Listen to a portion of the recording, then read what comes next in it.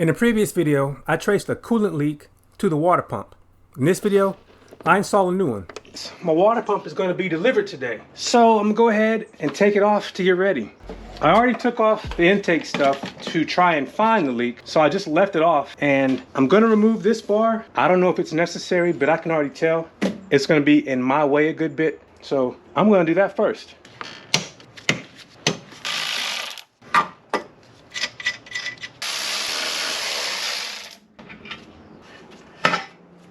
Just so there's no question as to what bolts go where. And of course, this sensor needs to come off. And this one as well. Same sort of push, pull sort of connector. Now I'm going to remove the upper radiator hose, pulling out this clip. Don't get stuck on me, come on. You're supposed to want to come out. See if I have better luck. Both hands. Here we go. You've been in there a while, haven't you? I'll have to look at this one a bit. There we go. There. Let's see, is there a good way to pry this off? Finally. That was a tough one to get off. And this little tube up top, I'm gonna see if I can get it off without too much trouble. This little tube doesn't want to come off either. I hope this is not indicative of things to come. Finally got it moving. And the only reason to take that off is so that I can sit this up out of the way. That reveals another connection here that I'm hoping doesn't give me as much trouble as the previous two. And it looks like it isn't. You can sit this out of the way now.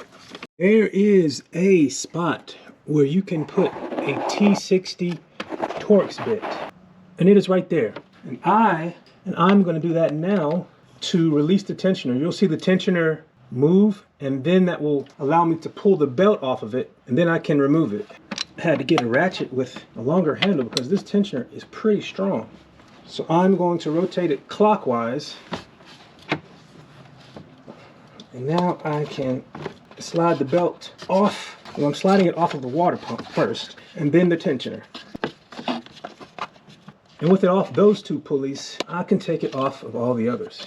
Actually, do I need to take it off the others? I'm gonna leave it there and see if it gets in the way. A good time to remove this sensor since it's still anchored, and I'm removing it with a 22mm socket. Comes off pretty easily. There we go. Another hose to remove. Let's see if I can get it off with not as much trouble with the way it looks. Looks like it's gonna give me trouble as well. Actually, it's moving pretty good. I believe this is where the thermostat lives. I got a new thermostat on the way too.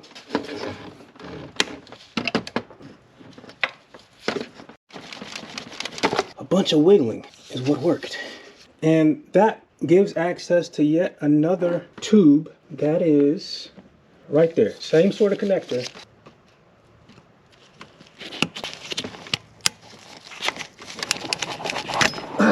There we go. And this is what it looks like out in the open. I just pulled this clip out, and that is what allowed it to come off. Then I removed the water pump pulley. Yeah, comes off pretty easily. To get better access to some of the bolts holding in the water pump, I'm going to remove the tensioner pulley with a 16mm socket.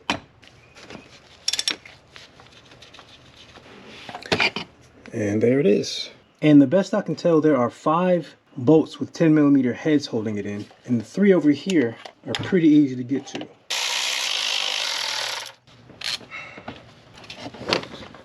Of the 3 I just removed, 1 is a different length. This is the one that was closest to the top of the water pump. It's over here behind the last connector we took off.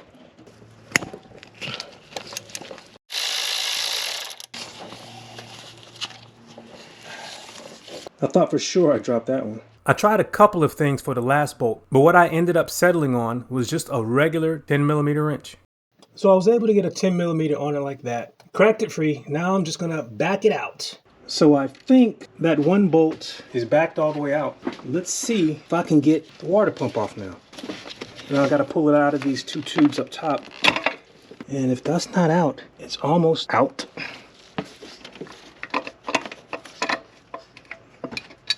Yeah, it comes right out. I'm gonna pause right here and tell you straight up, I do not know how it came out so easily. You're gonna see why when I try and put the water pump back in. It seemed like it would go back in the same way, but I struggled with it. And there is just, I mean just enough space for this to get in there.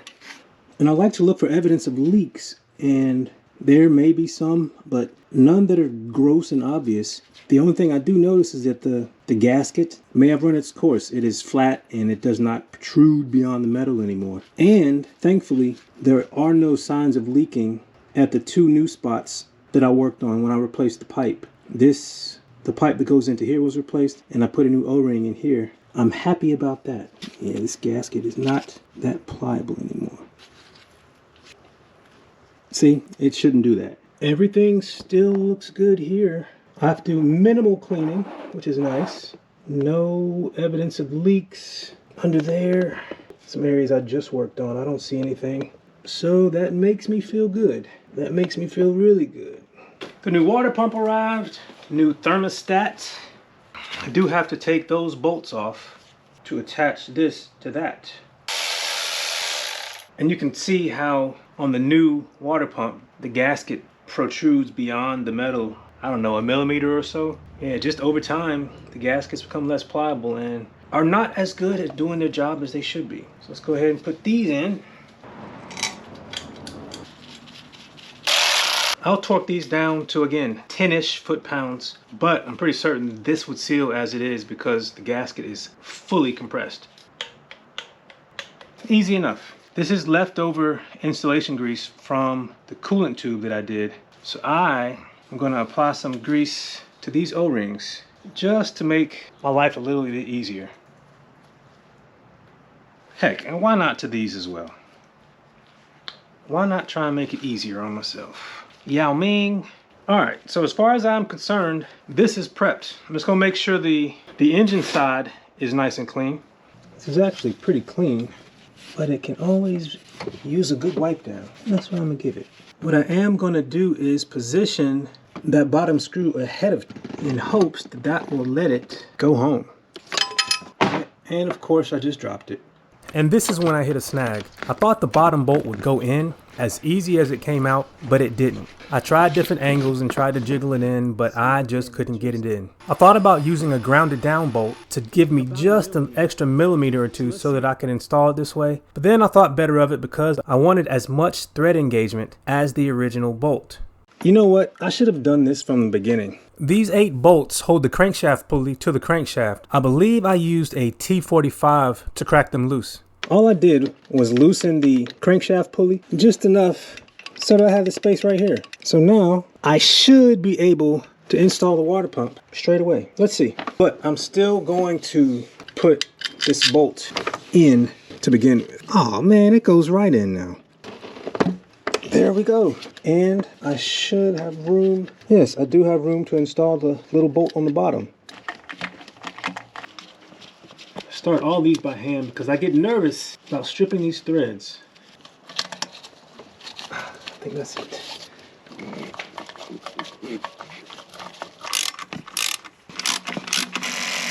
Now I will use my torque wrench to torque all of them except for the one on the bottom. I just did it by feel because of time. Pop this sensor back on.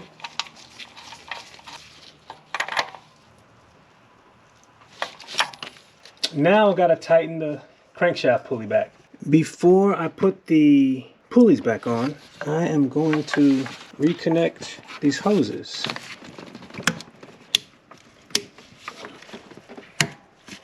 Now I can go ahead and throw the pulley back on. That's a new neighbor. Yeah. I wasn't able to hold the pulley securely enough to torque the bolts down, so I needed to remember to come back and do that later. It's the next morning and I am picking up where I left off. I'm going to tighten down these. Again, these get to tighten to 10-ish foot-pounds, and I will touch them up after this. Now I'm going to reinstall the tensioner. See if I can get this belt back around the tensioner.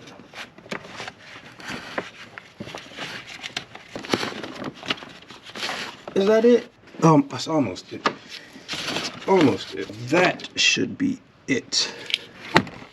So now it's just this big hose. Put some silicone on the fitting. Let's see if that helps. There we go. All right, so the other one's getting silicone too. Just a little. Just a little. Nice.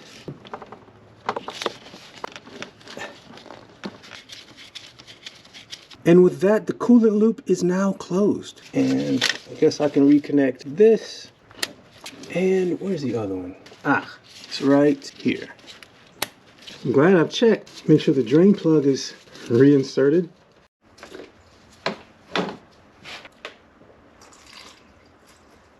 I usually miss and spill that. I got lucky. The instructions say fill it to the top of the filler neck, and I am doing just that. I really hope I don't have any leaks. It is slowly dropping. I'm only about 30 seconds in and it's dropping. So we have a small leak somewhere. And this is why you do tests like this. There is a leak right here, right up top. And I can't tell if it's coming from the big tube or the little tube. I've stuck my phone up under both tubes and it looks like it's coming from the big tube. And this is exactly why I usually fill up with distilled water first, but I was confident that it was going to be fine. So now I have to drain all that fresh coolant and look for a new radiator hose. But before I go buy another one, I'm just going to make sure that the one that I have in there is the problem. But there are 2 spots locally that have it. I swear, it's like this thing doesn't want me to drive it. So I removed the hose, took the O-ring out, and it looked good. I do not know why it was leaking. So I reinstalled it and it was still leaking. So I looked for a new hose. All right, got this part off. This one is a little harder to get to. This clip is back here. Let's see what. Oh, now it doesn't want to come off easily. Finally, wiggling its way off. And the little one is back over in here. And I am struggling to see how to get a good angle. It has the same kind of clip, but you have to pull it down.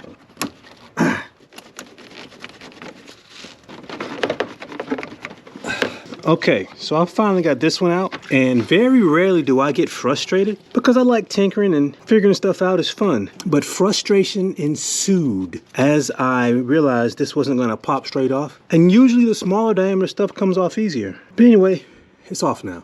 All right, let's hope everything goes on a little easier. This is the new one. And of course, I'm gonna start with the one that gave me the most trouble. Doesn't want to go on easy either. I tried some WD-40 on the new O-ring. Let's see if that helps. I really had to muscle this one on. It's an awkward angle as well. Oh, got it on. All right. I'm trying a different hose clamp. The other one is still on there, so if it leaks, I can move it. I like this style better. The coolant loop is again closed, but this time I'm not going to pressurize it. I have been battling with it enough today. I'm just going to fill it up with water, let it sit. If it doesn't leak, I'm going to start the car and see if it causes any leaks. And I got a new cap. Found out that my cap had some damage and some modifications. Look at the difference in these 2 caps. The one on the right is the old one, obviously, and I have no idea how it sustained that damage. And it's missing an O-ring. They had another O-ring installed in the wrong location. So I'm glad I took a closer look and decided to replace it. You know, this supermarket distilled water, they could just tell me it's drinking water and I wouldn't know the difference. But the container says distilled, so I trust it. I heard a gush from underneath. Your boy forgot to put in the plug. So I'm just gonna wipe up all the coolant and water that I've spilled throughout the day, then let it sit overnight. See if I get any leaks before I pressurize it. I'm happy to say that after weeks of being out of service, the X5 is back on the road, although it is not issue-free quite yet. If you would like to follow along as I continue to improve it, hit subscribe. If you would like to see the things I've already done, check out the playlist. Thanks for watching. Take care.